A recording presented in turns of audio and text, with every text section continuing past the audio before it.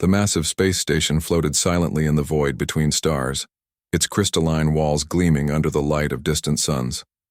Inside the central chamber, 12 different alien species sat around a circular table, each representative, more strange and terrifying than the last. The Drachmori looked like giant lizards with sharp teeth and glowing red eyes. The Zephyrians resembled massive jellyfish floating in water-filled suits. The Vorthak were living crystals that hummed when they spoke. Admiral Kextar of the Drachmori slammed his clawed hand on the metal table, making a loud bang that echoed through the room. His forked tongue flicked out as he spoke in a harsh, rasping voice. "The humans are becoming too dangerous. We must act now before they grow stronger." The other aliens looked at the holographic display floating above the center of the table. It showed planet Earth, a small blue world spinning slowly in the darkness of space. Around the planet, dozens of strange ships moved in careful patterns protecting their home world. Chancellor Vexuna of the Zephyrians moved her tentacles in what her species considered a gesture of dismissal. Her voice bubbled like water when she spoke. "These humans discovered space travel only 50 years ago. How dangerous can they really be? We have ruled the galaxy for thousands of years." But Admiral Kextar was not so sure. He had been watching the humans for many years, and what he saw worried him greatly. "Look at their progress," he said, pointing at the display. "In 50 years, they went from chemical rockets to faster-than-light ships. No species in galactic history has advanced so quickly." The display changed to show human ships under construction in massive space factories orbiting Earth. These new vessels looked different from anything the aliens had seen before. They were sleek and curved, with surfaces that seemed to bend light around them. The ships appeared to shimmer and fade as if they were not completely solid. "Our spies tell us they call these new ships Hurricane class," Kextar continued. "We do not know what makes them special, but the humans are building them in secret. They must be planning something." High Commander Morthok of the Crystalline Vorthak vibrated with musical tones that translated to laughter. "3 ships," he sang in his crystal voice. "They have built 3 ships. We command fleets of thousands. Simple mathematics shows that we have nothing to fear." Around the table, the other alien representatives nodded in agreement. The Trilaxians, who looked like giant spiders, clicked their mandibles in amusement. The gas-dwelling Nexari floated, in their pressure suits, their multiple eyes blinking with what seemed like humor.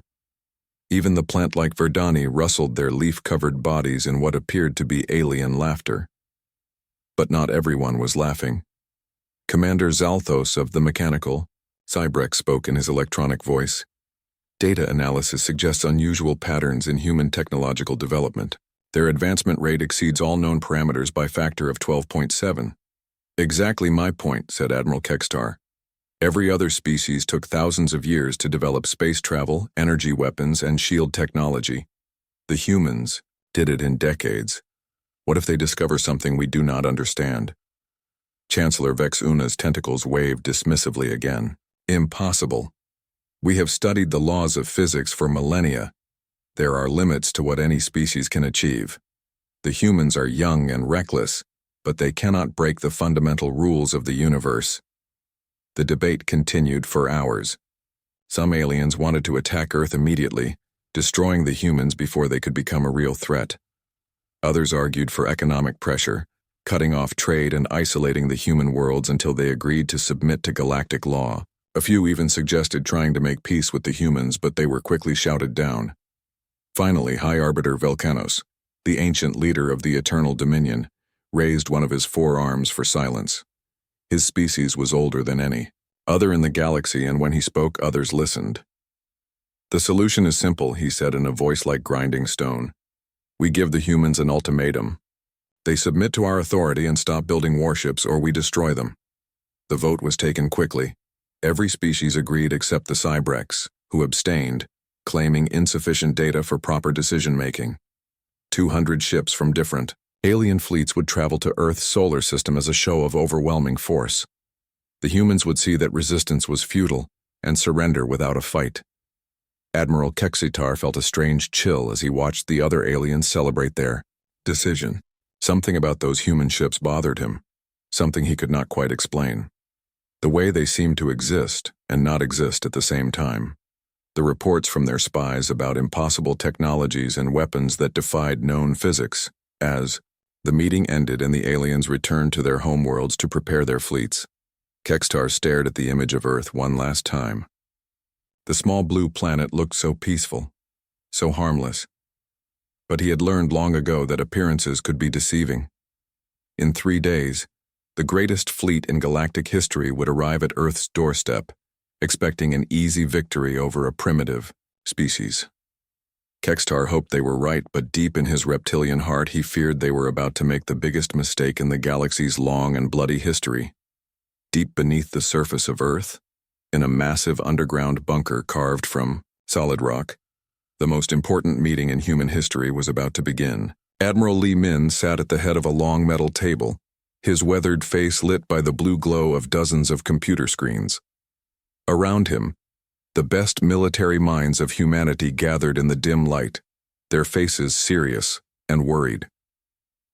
The alien ultimatum had arrived 3 days ago, broadcast on every communication channel across Earth's colonies.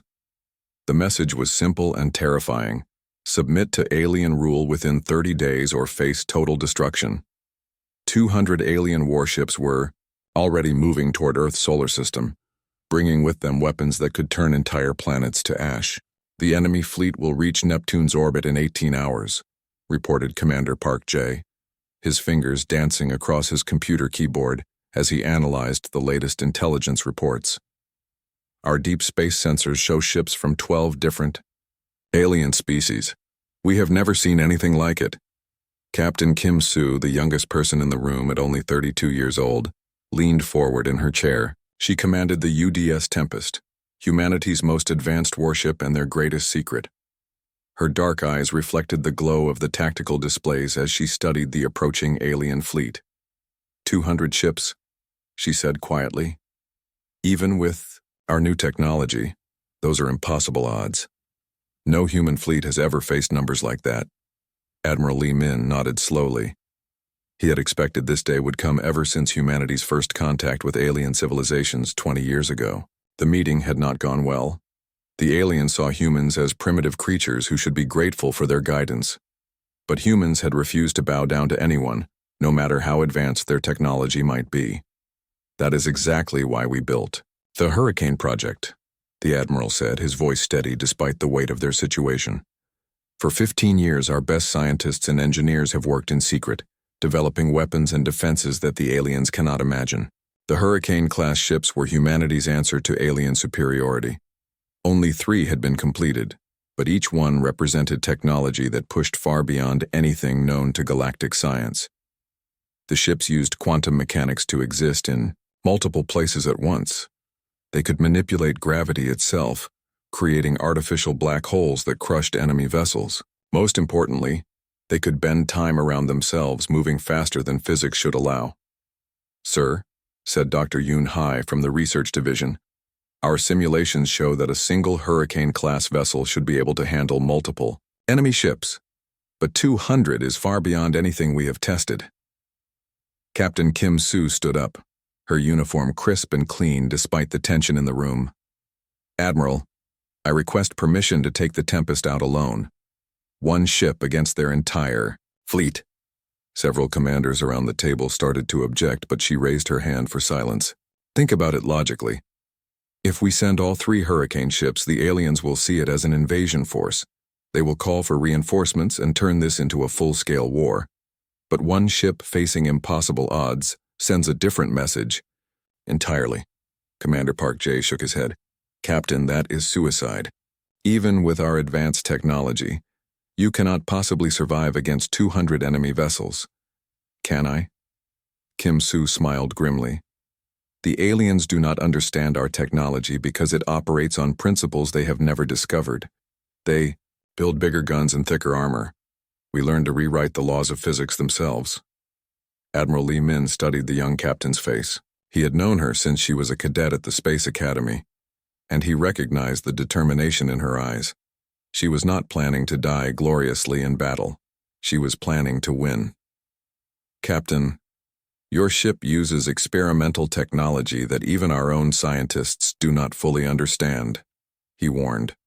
The quantum drive systems could malfunction. The gravity weapons might tear your ship apart. The temporal shields are completely untested in real combat. Yes, sir, Kim Soo replied. But that same unpredictability is our greatest advantage. The aliens expect us to fight like they do, with energy beams and missile volleys. Instead, we will show them what happens when you corner a species that refuses to surrender. The room fell silent as everyone considered her words. Humanity had always been different from other species. Where aliens saw impossible obstacles, humans saw interesting challenges. Where others accepted limitations, humans found ways to break through them. Sir, reported Lieutenant Oh Jin from Communications, we are receiving surrender demands from the alien fleet. They want an immediate response. Admiral Lee Min looked around the table at the faces of Earth's defenders. These men and women represented the best of humanity, brilliant, brave, and completely unwilling to kneel before anyone. They had spent decades preparing for this moment, developing weapons that could level the playing field against any enemy. Send them our response, he ordered. Tell them they have 24 hours to withdraw from our solar system. After that, they will face the hurricane. Captain Kim Soo smiled as she headed toward the door. Her ship was waiting in orbit, its impossible engines humming with barely contained power. In a few hours, she would show the galaxy what humanity was truly capable of when pushed to the edge. The aliens thought they were coming to crush a primitive species. Instead, they were about to discover why underestimating human ingenuity was the most dangerous mistake anyone could make. The alien armada dropped out of hyperspace near Neptune's orbit like a swarm of deadly metal insects. 200 warships from 12 different species spread across the void in perfect formation, their weapon systems glowing with barely contained energy. The largest vessels were the size of small cities, bristling with laser cannons and missile launchers that could destroy entire planets. Fleet Commander Zaxavel of the Zephyrians floated in his water-filled command chamber, his tentacles dancing across holographic controls as he surveyed the human solar system. This would be an easy victory. His sensors showed only scattered defensive platforms and a handful of primitive human ships fleeing toward the inner planets. Sir, reported his tactical officer, we are detecting one human vessel approaching our position. It appears to be alone. Zaxavel's tentacles curled with amusement. One ship? Against our entire fleet? These humans are even more foolish than we thought. On the main display screen, the approaching vessel looked small and insignificant compared to the massive alien fleet. The UDS Tempest moved through space with smooth, silent grace, its hull reflecting starlight in strange patterns that hurt the eyes to look at directly. Something about the ship seemed wrong, as if it did not quite belong in normal space. Captain Kim Soo sat in her command chair aboard the Tempest, surrounded by displays showing impossible readings. Quantum probability fields flickered around, her ship like invisible fire. Gravity sensors detected distortions that should not exist. The very fabric of space-time bent and twisted around the Hurricane-class vessel in ways that made veteran crew members dizzy. Captain, called Lieutenant Oh Jin from the weapons station, alien fleet is powering up all weapon systems. They are demanding our immediate surrender. Kim Soo studied the tactical display showing 200 red dots surrounding her single blue marker. Any sane person would be terrified by such overwhelming odds. Instead, she felt calm and focused. The Tempest was not just a warship. It was humanity's masterpiece, a vessel that operated beyond the normal laws of physics. Open a communication channel to the alien fleet, she ordered. Her image appeared on screens throughout the enemy armada, a young human woman facing impossible odds with steady eyes and a confident smile. This is Captain Kim Soo of the United Defense Ship Tempest. You have entered human territory with hostile intent. Withdraw immediately, or face the consequences. Laughter echoed across alien communication channels. The idea of one small ship threatening their mighty fleet seemed like the funniest joke they had ever heard. Fleet Commander Zaxavel activated his own communication system. Human female, he bubbled through his translator. You face the combined might of the Galactic Council. Surrender now, and your death will be quick. Kim Soo's smile never wavered. I gave you fair warning. Lieutenant O. Begin quantum cascade. Protocol. The universe suddenly became a very strange place around the Tempest. Reality itself began to bend and shift as the ship's quantum drives activated systems that operated beyond normal physics. Space twisted like heated metal, and the single human vessel began to exist in 17 different locations simultaneously. The alien fleet's sensors went completely insane. Their targeting computers could not lock onto a ship that was everywhere, and nowhere at the same time. Energy beams fired at empty space while the real Tempest appeared somewhere impossible, only to vanish again a moment later. "What is happening?" screamed Zaxavel as his instruments showed readings that made no sense. "How can one ship be in multiple places at once?" His question was answered by the first alien ship to die. A massive Drakmori heavy cruiser, one of the most powerful vessels in the galaxy, suddenly began to age rapidly. Its thick armor plating cracked and crumbled as thousands of years passed in seconds. The crew inside had time for one brief scream before their ship turned to ancient dust and scattered into space. The Tempest weapons were unlike anything the aliens had ever encountered. Instead of energy beams or explosive missiles, the human ship fired controlled gravity fields that crushed enemy vessels like tin cans. Artificial black holes appeared throughout the alien formation, swallowing entire squadrons before vanishing again. Time itself became a weapon, as temporal distortion fields aged some ships to scrap metal while freezing others in moments that lasted forever. The laws of physics bent and broke around the Hurricane-class vessel, as it demonstrated humanity's greatest achievement, the ability to make impossible things possible. Fleet Commander Zaxavel watched in horror as his mighty armada was torn apart by forces his science could not explain. Ships that had ruled the galaxy for centuries were destroyed by weapons that should not exist. His own vessel shook as a gravity wave passed through it, crushing the lower decks and killing hundreds of his crew. "All ships retreat," he screamed into his communicator. "Emergency hyperspace jump, get us out of here." But it was too late for most of the fleet. The Tempest moved through the alien formation like a deadly ghost, appearing and disappearing at will. Whole squadrons vanished into artificial black holes, or aged to dust in temporal fields. Energy. Shields that could stop planet-killing weapons were useless against gravity itself. In 17 minutes, the battle was over. 147 alien ships had been destroyed by forces their crews could not understand.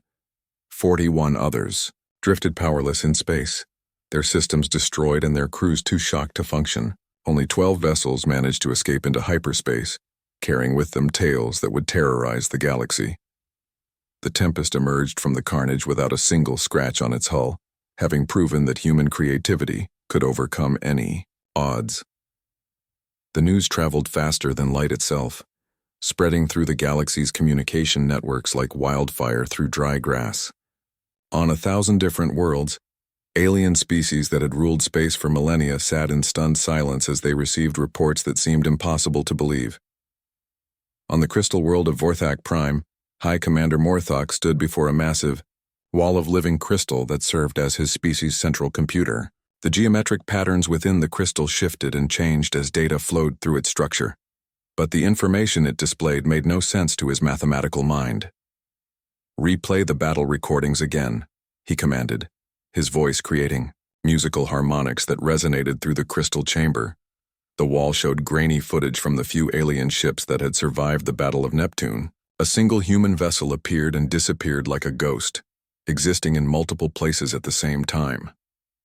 Entire alien squadrons vanished into what looked like holes in space itself. Ships that had been built to last for centuries aged to dust in seconds. "This violates every law of physics we understand," whispered his chief scientist, her crystalline body flickering with confused light patterns. "Matter cannot exist in multiple locations simultaneously. Gravity cannot be controlled. Like a weapon, time flows in only one direction." But the evidence was undeniable.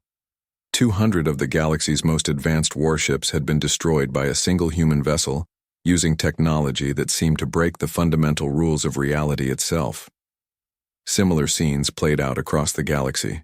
On the aquatic world of Zephyr, Chancellor Mordun floated in the deep ocean councils, her tentacles trembling as she reviewed survivor reports. The few ship commanders who had escaped the battle told contradictory stories that sounded like madness. The human ship was there, then it was not there, then it was everywhere at once, bubbled Commander Texval, one of the lucky survivors. Our weapons passed through empty space while death came from directions that should not exist. Impossible, declared the Council of Depths, but their certainty was shaken. The Zephyrians had ruled the ocean worlds for 10,000 years. Their technology was based on sound scientific principles that had never failed them before.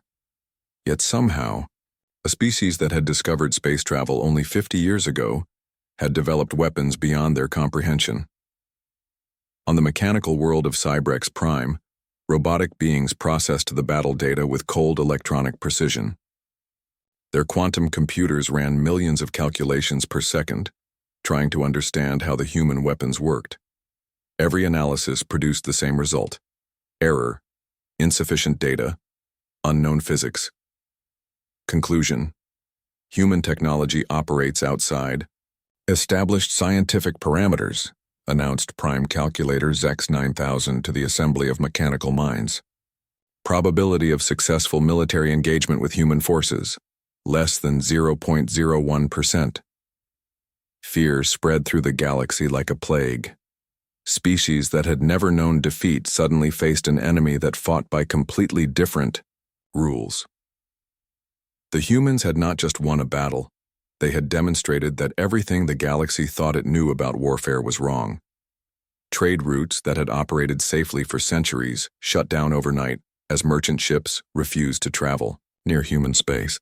Military commanders who had planned invasions for decades suddenly found themselves drawing up desperate defensive strategies instead.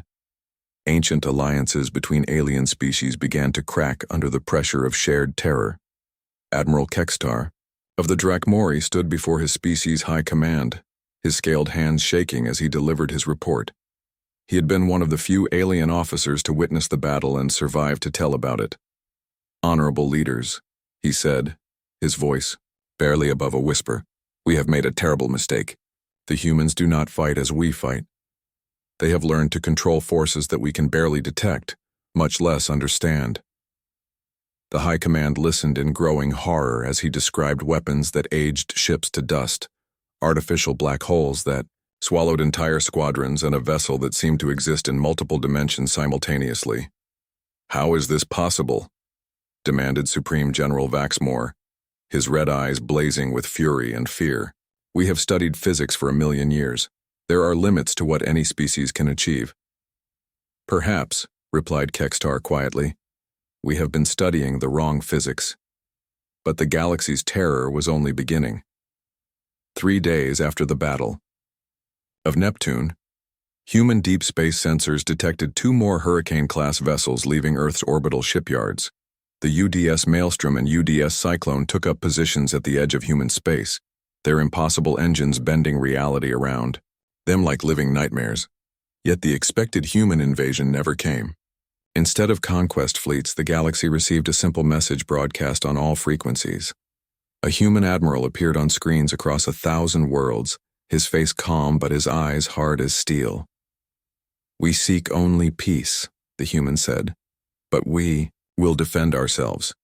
Any species that approaches human territory with hostile intent will face the hurricane." The message was clear, and it sent chills through every alien government. Humanity was not interested in conquest or expansion. They simply wanted to be left alone. But they had proven they possessed the power to destroy any force that threatened them.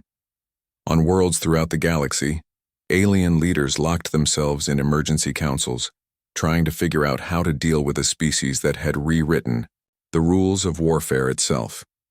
The young, primitive humans had become the most feared military power in known space, not through numbers or aggression, but through the terrifying demonstration that they could make the impossible possible. The galaxy would never be the same again. 6 months had passed since the Battle of Neptune, and the galaxy looked nothing like it had before. In the great crystal chambers of what remained of the Galactic Council, only 9 alien species still attended the emergency meetings. 3 entire civilizations had collapsed completely after their military forces refused to fight anymore. 2 terrified by stories of human weapons that bent reality itself. Chancellor Vex Dunn of the Zephyrians floated nervously in her water-filled chamber, her tentacles twitching with anxiety as she addressed the desperate gathering. The once proud leader of an ancient aquatic empire now spoke in hushed, fearful tones.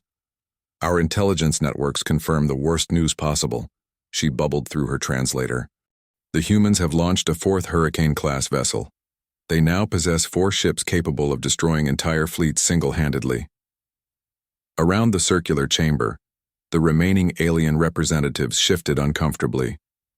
The Drakmori delegation kept their clawed hands close to emergency teleportation devices.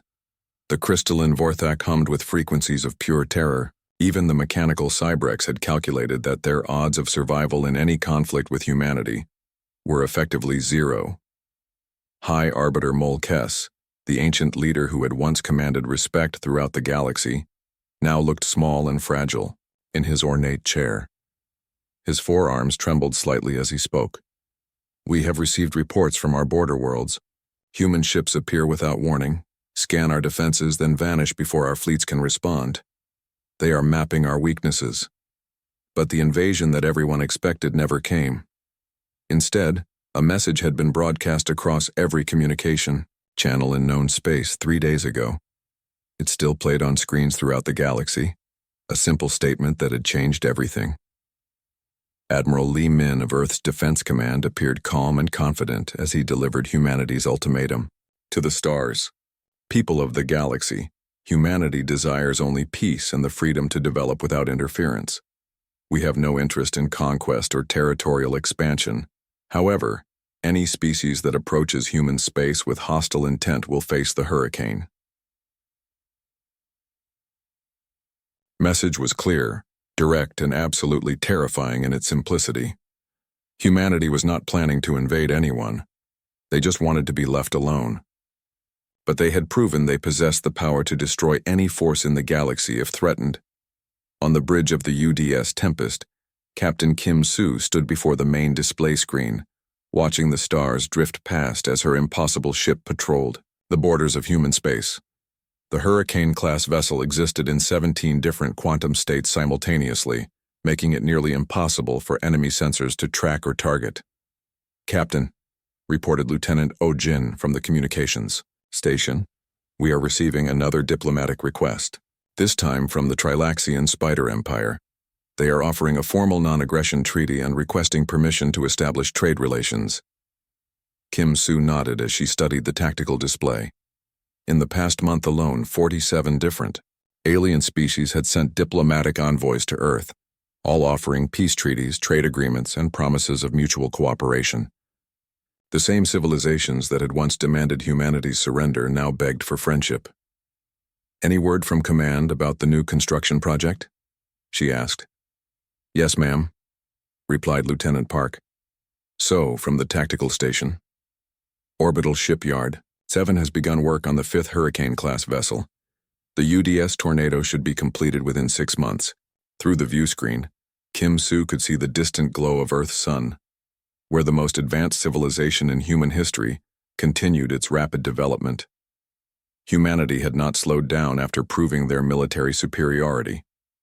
If anything, they were advancing even faster, developing new technologies that pushed further beyond known scientific limits. On worlds throughout the galaxy, alien governments struggled to adapt to their new reality. The Zephyrian Ocean Councils had disbanded their invasion fleets and converted military shipyards to build trading vessels instead.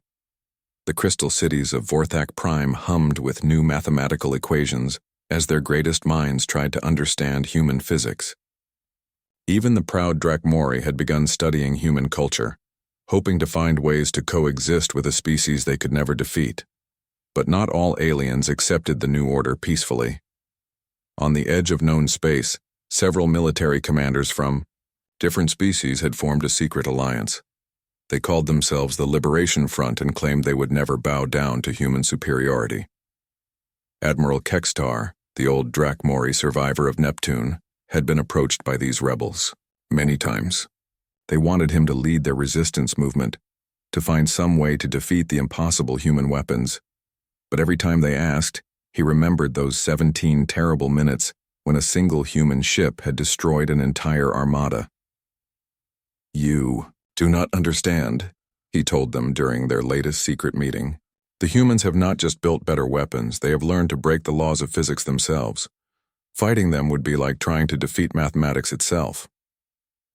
Back on Earth, in the deep underground bunkers where humanity's greatest decisions were made, Admiral Li Min reviewed the latest intelligence reports with satisfaction.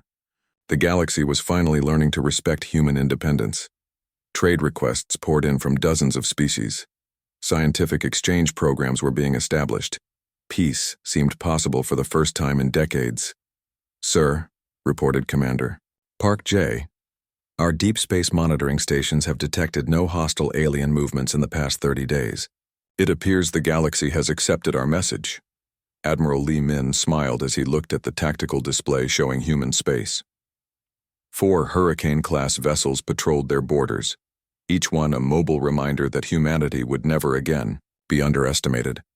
The young species that had once been dismissed as primitive had become the most respected military power in known space, not through conquest, but through the simple demonstration that human ingenuity could overcome any challenge.